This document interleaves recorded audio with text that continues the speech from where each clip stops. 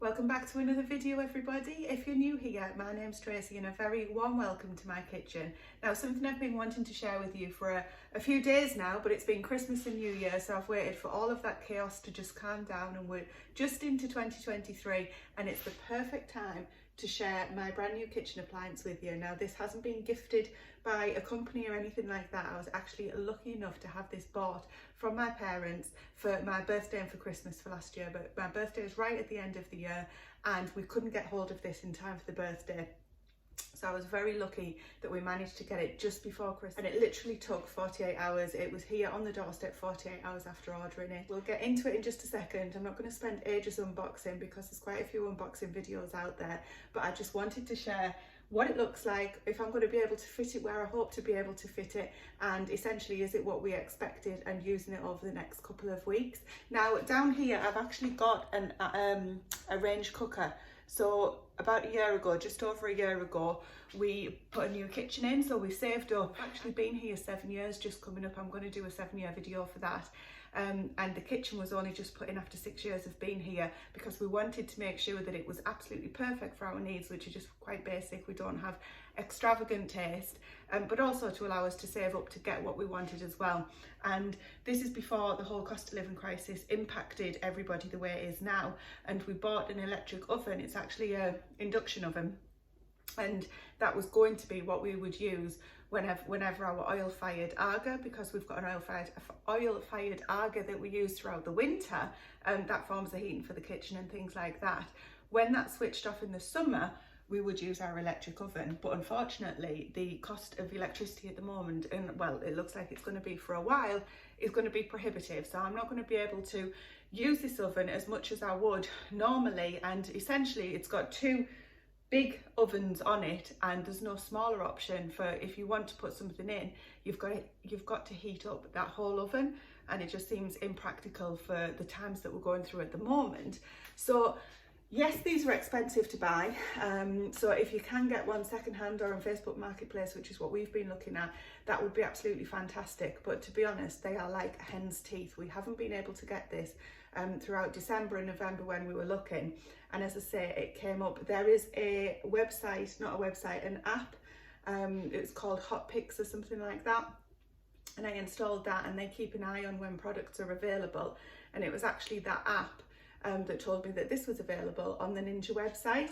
Now, one thing I will say is that I've heard some horror stories from people I know, not just off the internet, who've actually ordered air fryers, specifically the Ninjas, and they've turned up and it's actually been, at some point, it's been replaced in the box with something that's about the same weight. This was like microwaves or smoothie makers and things like that. So just be careful if you are ordering that you order from a verified supplier, I guess. So we went direct to Ninja.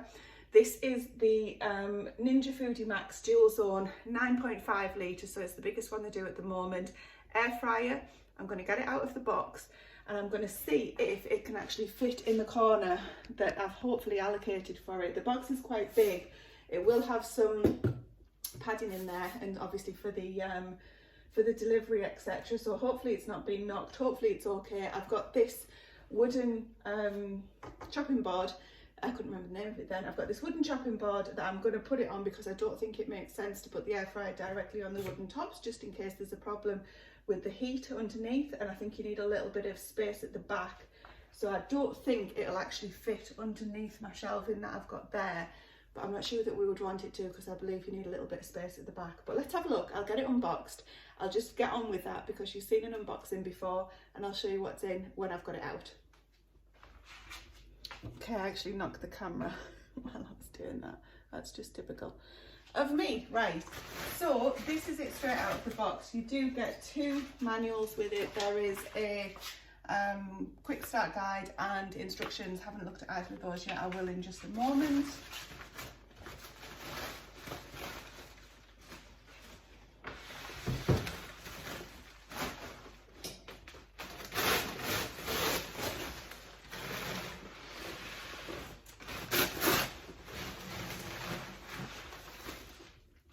Go.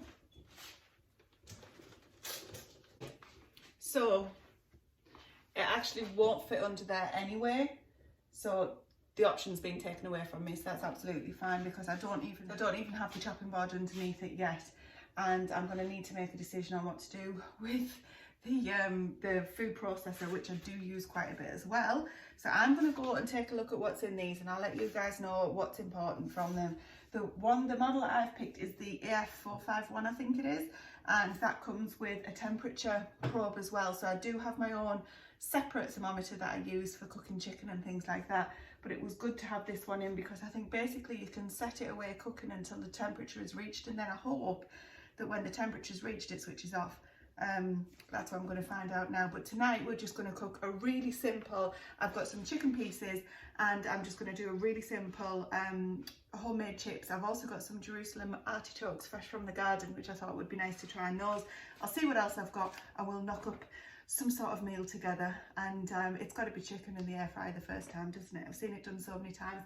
I'll come back and I'll let you know once I've read these and once we start cooking. Just in case you haven't seen the air fryer before, it's got the 2 drawers. These are purely for packaging from what I understand, just to keep the crisper plates in the bottom.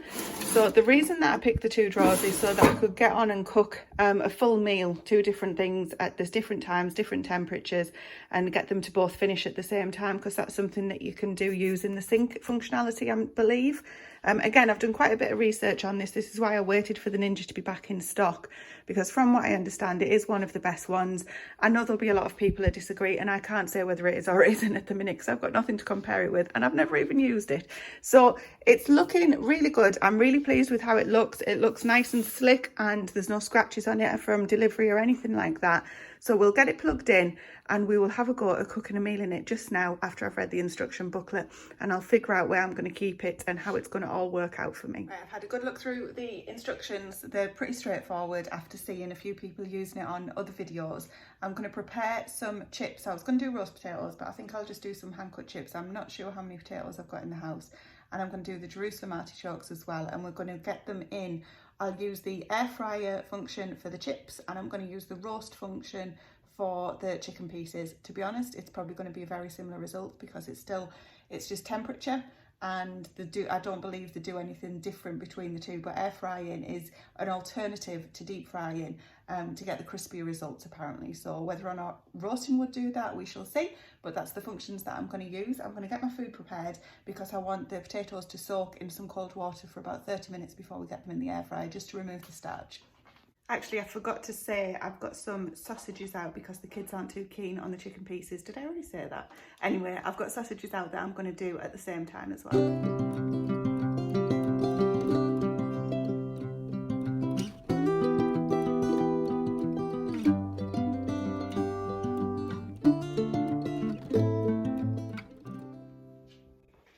So I've got the potatoes just in the water there. They're just plain potatoes, nothing special. I've got some leftover sweet potatoes that I'm also going to cut. Now, I won't be putting these in the water, because we won't need this. There's no starch in them to get out like there is in white potatoes. And then I'll go and grab the Jerusalem artichokes, and I'm not sure if I need to soak those or not, but I may as well, and we will pat them dry afterwards before we get them in the air fryer. Now, if you are new to the channel, we're a family of 4, so we've got Stephen and I, mum and dad, and we have got 2 children, ages 15 or nearly 16 and 12. They don't eat particularly loads and loads. They don't, not eat very much. It's just kind of pretty average. Now, I am wondering how the air fryer is going to cope once we start getting into using this, because, I still feel as though we probably cook quite a bit of food. So even just these chips, for example, to have enough chips for 4 people, I'm not sure how the air fryer size-wise will cope, and that is why I got the biggest one. Anyway, I'm just trying to make sure that my chips are cut in pretty much the same size, but a lot of them are different size potatoes, so we've got some smaller, some bigger, but that's absolutely fine as well. And we'll come back when I get these in. I'm just going to get the chicken out. I'm going to salt and pepper it and very lightly oil it. And the sausages, I probably won't even do anything to the sausages, and we'll see what it's like when it goes in. Oh, I should say as well, the alga that I referred to is just behind me there. That's on all the way up until the end of March now, so I probably won't be using the air fryer as much until after that gets switched off, because we're already paying for that to be on because it's on 24/7, and it doesn't make sense not to use that when it's on. But we did get this because we could, in terms of because it became available, and I wanted to get used to it before we start using it in earnest come sort of April time when the weather warms up and the algae gets switched off. And also in April, when the prices of electricity, where I am anyway, go up again, we want to be making sure that our electricity consumption is really, really low by then.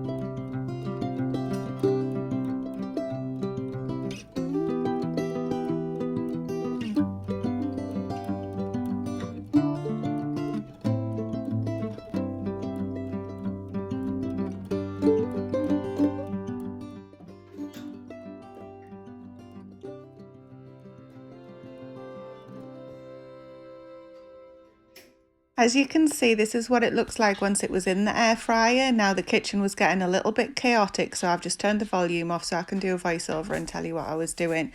I switched the Ninja on, and you just select which side you're wanting to use. So the left hand side is obviously number 1, and you set the temperature and the time.